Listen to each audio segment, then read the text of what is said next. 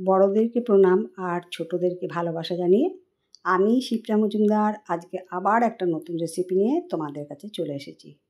আশা করি রেসিপিটা তোমাদের ভীষণ ভালো লাগবে। তাহলে দেখতে শুরু করো এখন থেকে। আমি আজকে তোমাদেরকে কি দেখাতে চলেছি। দেখো বন্ধুরা, আজকে আমি তোমাদেরকে একটা চাল কুমড়ো রেসিপি তৈরি করে দেখাবো। এখানে আমি পুরো চাল কুমড়োটা রান্না করব না, অর্ধেকটা রান্না করব। এবারে এইটাকে আমি দুপাশটা কেটে নিলাম, তারপরে হাফ করে কেটে নিয়ে পিলারের সাহায্যে খোসাটা ভালো করে ছাড়িয়ে নেব। আজকে আমি তোমাদেরকে যে নিরামিষ দুর্দান্ত স্বাদের একটা চাল কুমড়োর রেসিপি তৈরি করে দেখাবো, একদম নতুন স্বাদের। আশা করব রেসিপিটা তোমাদের আজকে ভীষণ ভালো লাগবে। চাল কুমড়োর পুরো খোসাটা ছাড়ানো হয়ে গেছে, এবারে আমি পাতলা পাতলা করে কেটে নেব।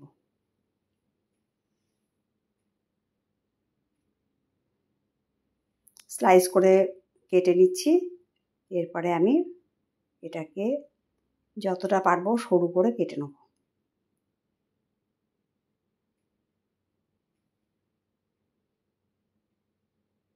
এরকম করে ঝিরিঝিরি করে কেটে নিতে হবে। ঘরে থাকা কিছু মশলা দিয়ে আজকে আমি তোমাদেরকে চাল কুমড়ো রেসিপিটা তৈরি করে দেখাবো। এই চাল কুমড়োর রেসিপিটা এত টেস্ট হয়, আর 5টা চাল কুমড়ো যেমন আমরা রান্না করে থাকি, এটা কিন্তু সম্পূর্ণ আলাদা ধরনের। দেখো আমার চাল কুমড়োটা সম্পূর্ণটা কাটা হয়ে গেল, যে অর্ধেকটা নিয়েছিলাম সেটা পুরোটা কাটা হয়ে গেছে। একটা থালার মধ্যে তুলে নিয়েছি। আর নিয়েছি, দেখো এখানে নিয়েছি একটা বড় সাইজের আলুকে ওই আলু ভাজার মতন ঝিরিঝিরি করে কেটে নিয়েছি, আর বেশ কিছুটা মুগ ডালকে পরিষ্কার করে ধুয়ে একটা বাটির মধ্যে নিয়ে নিয়েছি। এইটা দিয়ে আজকে একটা সুন্দর রেসিপি তৈরি করতে হবে। আমি এর মধ্যে আরও কিছু ইনগ্রিডিয়েন্টস দেব, তোমরা দেখতে থাকো আমি কি কি দিয়ে রান্নাটা করি। দেখো এটা সর্ষের তেল দিয়েই করব।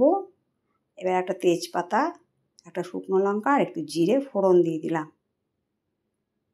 এটা সর্ষের তেল দিয়ে করলেই বেশি ভালো লাগবে।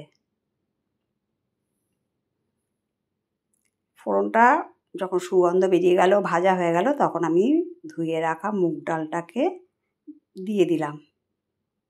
এটা কাঁচা মুগের ডাল, খুব বেশি ভাজবো না,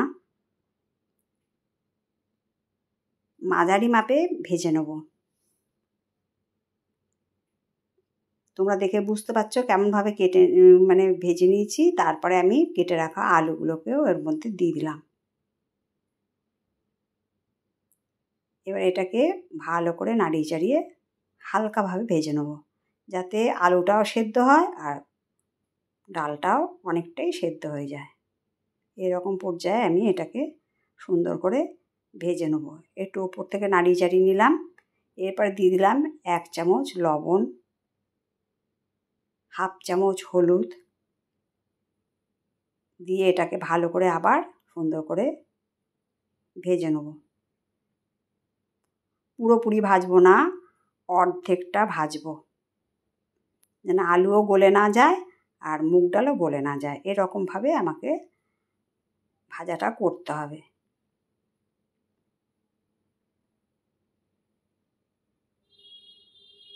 দেখো এরপরে আমি দিয়ে দিলাম 1 চামচ জিরের গুঁড়ো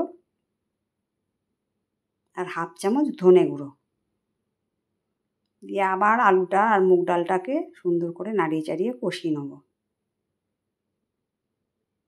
যতক্ষণ না মশলার কাঁচা গন্ধটা যায় সেই পর্যন্ত আমাকে রান্না করে নিতে হবে। আজকে নিরামিষ এই রেসিপিটা ভাত, রুটি, পরোটা সমস্ত কিছুর সাথে খেতে ভীষণ ভালো লাগে। এবারে মশলাটা যাতে পুড়ে না যায় তাই জন্য আমি অল্প একটুখানি জল দিয়ে দিলাম মশলাটাকে জাস্ট কষানোর জন্যে। আলুটাকে তোমরা দেখে বুঝতে পারছো যে কীরকম পর্যায়ে ভেজে নিচ্ছি। আর দিয়ে দিলাম গ্রেট করা একটু আদা, আর দিয়ে দেবো এখানে 2 কাঁচা লঙ্কা,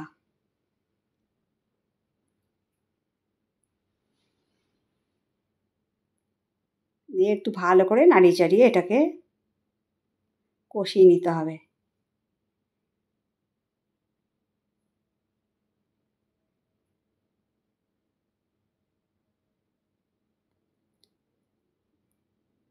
যারা ধরো চাল কুমড়ো একদমই পছন্দ করে না, তাদেরকে একবার অন্তত এইভাবে রান্না করে দিও, তারা দেখবে হাসি মুখে খেয়ে নেবে। আলুটা যখন এরকম হয়ে গেল কষানো, তারপরে আমি দিয়ে দিলাম চাল কুমড়োটা কেটে রেখেছি, সেইটা দিয়ে দিচ্ছি। এবার দিয়ে ভালো করে ওপর নিচ নাড়িয়ে চাড়িয়ে বাদবাকিটাও দিয়ে দেবো।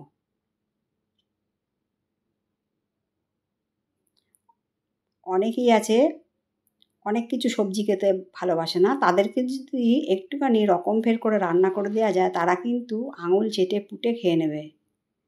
সেরকম চাল কুমড়োটাও যদি একটুখানি রকম ফের করে রান্না করে দেওয়া যায়, এই চাল কুমড়োর তরকারিও কিন্তু সুন্দর করে খেয়ে নেবে তারা। তারা বুঝতেই পারবে না যে এটা একটা চাল কুমড়োর এত সুন্দর রেসিপি। চাল কুমড়োটাকে এইভাবে নাড়িয়ে চাড়িয়ে মশলার সাথে ভালো করে মিশিয়ে নেব।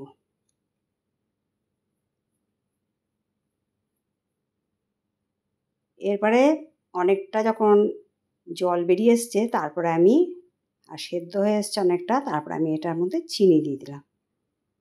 এটা কিন্তু ঢাকনা চাপা দিয়েই করতে হবে। আমি তোমাদেরকে ঢাকনা চাপা দেওয়ার দেখানোটা আমি স্কিপ করে গেছি। তাই যখনই কোনো কিছু রান্না করবে একটু ঢাকনা চাপা দিয়ে করলেই বেশি ভালো লাগে। আর এইভাবে রান্নাটা করে নিও। তোমাদের কাছে রিকোয়েস্ট রইল, একদিন অন্তত এইভাবে তৈরি করে খাবে, কেমন? দেখো রান্নাটা বেশ অনেকটা ঝোলটা কমে গেছে, যে জলটা বেরোয় চাল কুমড়ো থেকে, সেইটা থেকে জলটা অনেকটা কমে গেছে। রান্নাটা প্রায় অনেকটাই হয়ে এসছে। এরপর আমি এর মধ্যে ফোড়ন দেবো। প্রথমে 1 চামচ ঘি দিয়ে দিলাম, যেটাকে সম্বার বলে বা তড়কা, যাই বলুক, সেই একটা দিতে হবে। 1 চামচ ঘি দিলাম। ঘিটা গরম হয়ে যাওয়ার পরে দিয়ে দিলাম 1 চামচ 5 ফোড়ন। এই 5 ফোড়ন আর ঘিটা দিয়ে এই তড়কাটা দিলে বা সম্বারটা দিলে একটা অদ্ভুত স্বাদ আসে আর অদ্ভুত সুন্দর একটা গন্ধ আসে।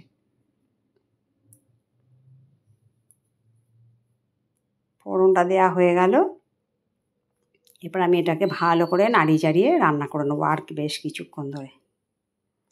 তা বন্ধুরা, তোমাদের যদি এই রেসিপিটা ভালো লাগে, তাহলে লাইক, শেয়ার, কমেন্ট আর সাবস্ক্রাইব করে আমার চ্যানেলের পাশে থাকার জন্য অনুরোধ করলাম।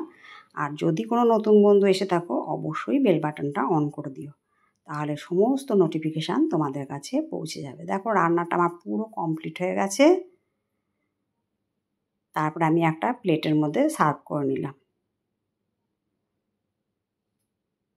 কত সুন্দর দেখতে লাগছে দেখো। তাহলে বন্ধুরা, আবার অন্য কোনো দিন অন্য কোনো রেসিপিতে দেখা হবে। তোমাদের সুন্দর সুন্দর কমেন্টসের মাধ্যমে জানিও তোমাদের কেমন লাগলো। তাহলে আজ রাখলাম, কেমন? টাটা।